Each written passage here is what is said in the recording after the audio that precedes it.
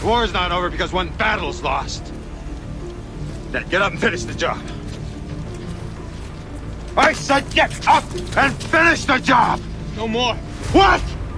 Yeah, let's get back to Dugan. Let's throw him through the patented Last Row podcast villain scale, guys. So if you guys have not seen our show before, we have a villain scale that we throw all the villains on the movies through. We've done Kreese, we've done on the Epic live streams, we've done Terry Silver. He almost had a perfect score. If you guys know that, that's where we get the trading card. Now it's time to touch on Michael Ironside, Colonel Dugan. We have 4 categories. There's his look or style, 1 to 5, his hideout or his lair, his plan, and his henchman. And that'll give us a score out of 20. So let's see how he does.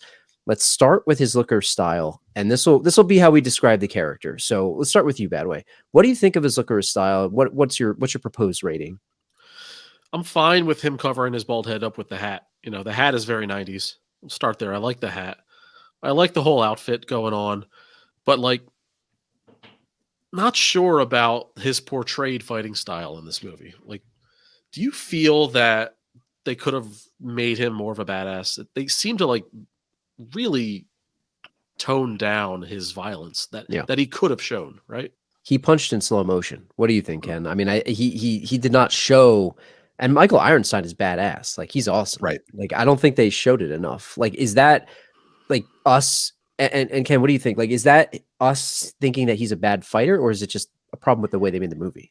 Yeah, I think you're right. I think Badway's right too. It's like they didn't showcase him correctly. Like, he's sort of a brute fighter, maybe a military fighter, but they don't show him as having necessarily any special martial arts background. And they could have done that. But yeah, I mean, the only demo we get is he's beating up high school kids. You know, that's it.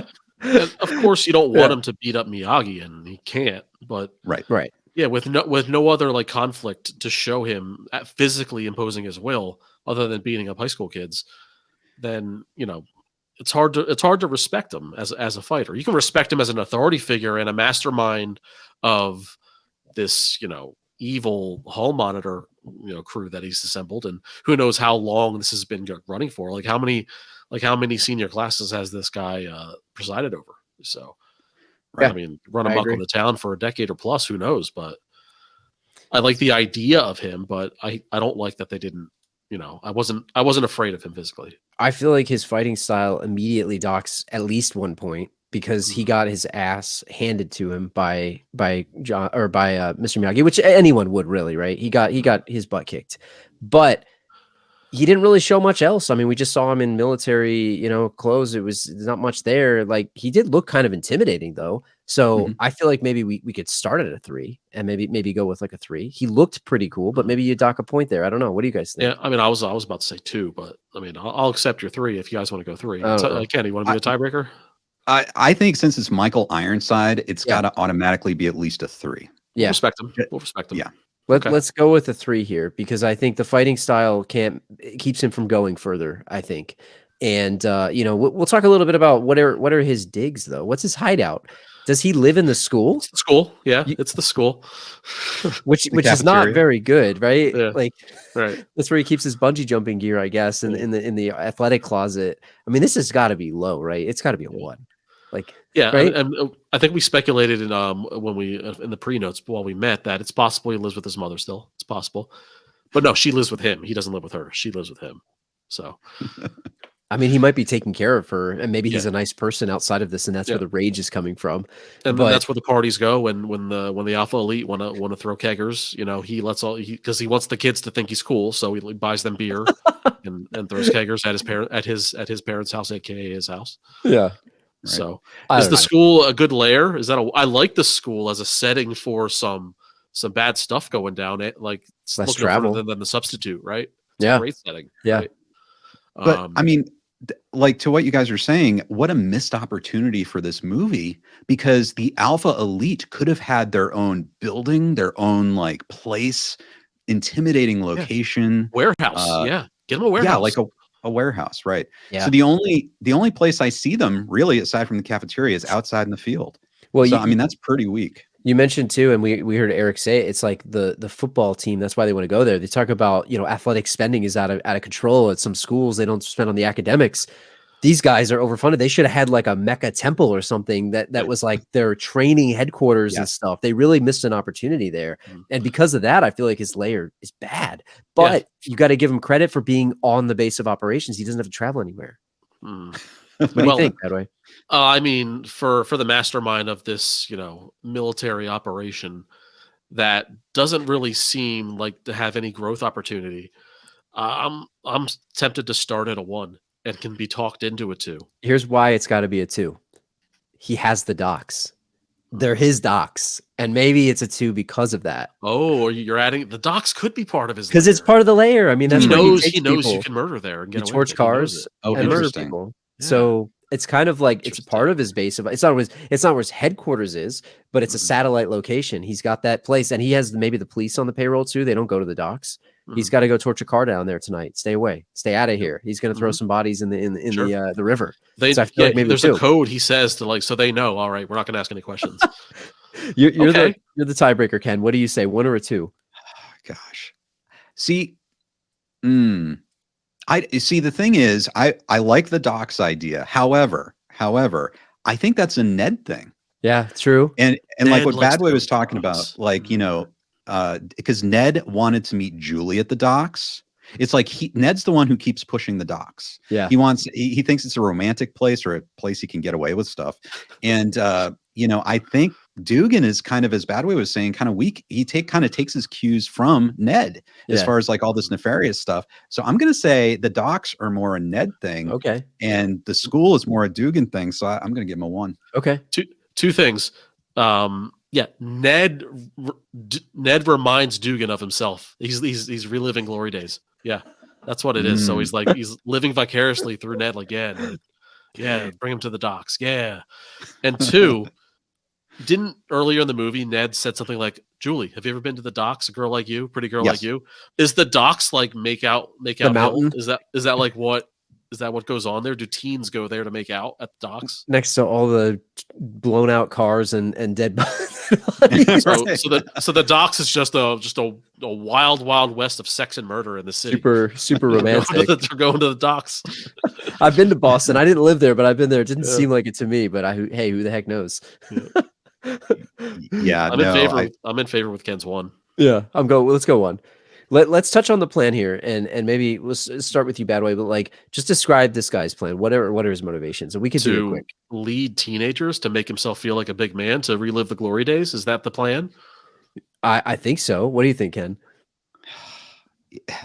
Right, and with murder, he's teaching them murder. He's saying that he's training people to murder other students. I think that's a bad plan. Like, I don't see how he comes out of that unless what you guys are saying is right. And he's done this over the years and students have quietly disappeared at the docks or wherever. But it doesn't make sense. The parents would come after him. I think it's a horrible plan to murder children. Well, no, I mean, to us, sure, it's a bad plan, but to a criminal mastermind, it might be a great plan. But is the ultimate plan to take over the city? Maybe. The little, I don't know what town, maybe they're outskirts of Boston. I don't know. I don't think they're in Boston proper. I feel like they're probably in a neighboring city. To where does he have the police on the payroll, or is he part of the police, or is he strictly working for the school and he's trying to become integrated with taking over law enforcement in the entire town? That might be the ultimate goal. I hate to say it, but I think he's a bum, man. I don't think he's doing anything else. I think he's just hanging out with kids is what he's doing because it gives him a power trip. Ken said it earlier when he was eating in the cafeteria. That was pretty sad. It doesn't seem like the type of guy that has a long-term goals. No, Ned is his best friend until Ned goes off to military school or wherever the next step is. What happens when Ned graduates? It's going to be a sad day. He's got to find a new Ned. I mean, that's why he wanted Eric. Yeah. Do you want to know something I just thought of? Dugan is totally reactive. If you look at him, even at the docks, remember when Dugan went after Eric and basically he said something to Eric. Maybe now you wish you'd paid more attention. And then Eric said, "I got a piece of you, didn't I?" And he said, "Yes, you did." It's almost like he had to be reminded, right? And then when outside the prom, when Ned's like, I have to answer his challenge, Dugan says, absolutely. It's almost like he's agreeing with someone else's idea. And then Miyagi said, "Come on, we finish." And he's like, oh, "Absolutely." It's like he takes his ideas from everyone else. So I don't know if this guy has a plan. No, I don't think he does. And I think it's honestly, guys, I think this is like one of the weakest plans I've ever seen in my life. Like of all the villains that we have seen, I feel like it's got to be a 1. Like I cannot justify anything higher. I don't know if you agree. Yeah, you're right. It's sadly true. And so then that brings us to like, well, the one thing we didn't mention, and we'll just quickly say this, but like all of the things that he did too, because he had all kinds of crimes, right? Like there was arson, murder, all these things. We talk about the cars and stuff. So that also makes it worse because he's putting himself out there to get caught. So let's talk about the henchmen real quick. So just last category here, the Alpha Elite, right? That might be either great or bad because you have high school students for you. Like, what do you think? First of all, we're in dangerous territory, Drew, of having possibly the lowest score in villain skill history. So we got to. I don't want that to sway your guys' opinion. If you want to bury this guy completely, we'll do it. He's already at a 5 though, so give him that. But I don't know. I don't know. Like, we're in trouble here. But luckily for him, he has an entire squad for henchmen, so he's getting more than a 1 as a baseline. Right? All right, fair enough. It just to me, did anyone else stand out to you besides Ned as an Alpha Elite? Right. We want to talk about Walton Goggins. What's his name? Charlie. What's his name? Walton Goggins. Yeah. That guy. He's that guy, and he's in a ton of movies. What is it? Justified. He was in the not Glorious Bastards. The Hateful Eight. He was great in the Hateful Eight. Did anybody, maybe the bungee jumpers? Did anyone else stand out to you besides Ned as being, a viable henchman? I mean, the guy broke his arm. Come on. To answer your question, Badway, I think their Cod Pieces stood out more. Yeah, maybe. Possibly. It's really true. It really is true. That's the truth. But these guys were ineffective, Badway. I mean, Ned, he got beat up in the end. He did not win, and these guys could not do anything. And the fact is, what about when one of these kids flips on Dugan? That's a liability, in my opinion. Mm-hmm. Like his henchmen are a liability, but I'll give him a 2, I guess, if that's what you're thinking. I don't know. Yeah, I think that because Ned was at the very least a good high school bully that was taught by Dugan, we're going at least 2 because Ned was a viable henchman, at least. Fair enough. I mean, he is on the low spectrum here. Can you be the tiebreaker? What's your thought? Well, the thing is, within the world of the school, he has amazing henchmen that I think are more effective than he is. Fair enough. Like they do a good job. They are elite. The thing is, like, what do they do aside from that? And does Dugan really control them, or do they control Dugan? No, I think they learned from him, and I feel like off screen, another, when we're not watching, they have that school probably on a very tight ship, and you can't do that you can't just be Ned. I feel like the other henchmen, what we don't see, they're kind of bending the school to their will, and I feel we got to give some credit to Dugan and his teachings to his henchmen.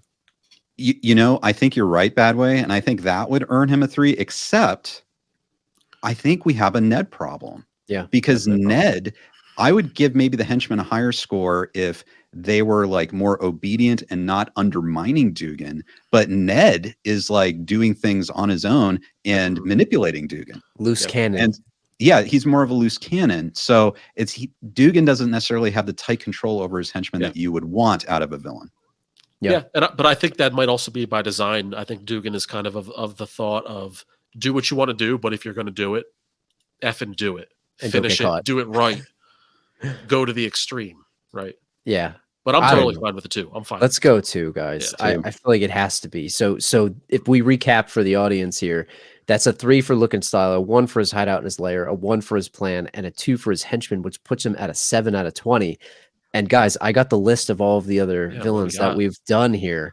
He is tied now with Ivan Ooze from the Mighty Morphin Power Rangers, Chris Brander from Just Friends, Reinhard Bragdon from Bushwhacked, Takahashi from Johnny Mnemonic right there under there. And the only 2 that are below him right now are Ranch Wilder, the announcer from Angels in the Outfield, and Ben Willis The hook hand guy from I Know What You Did Last Summer. Man, I mean, Ben Wow. got snubbed, man. yeah, he really did get Wow. snubbed because his hideout was a boat and it wasn't very Yeah. good.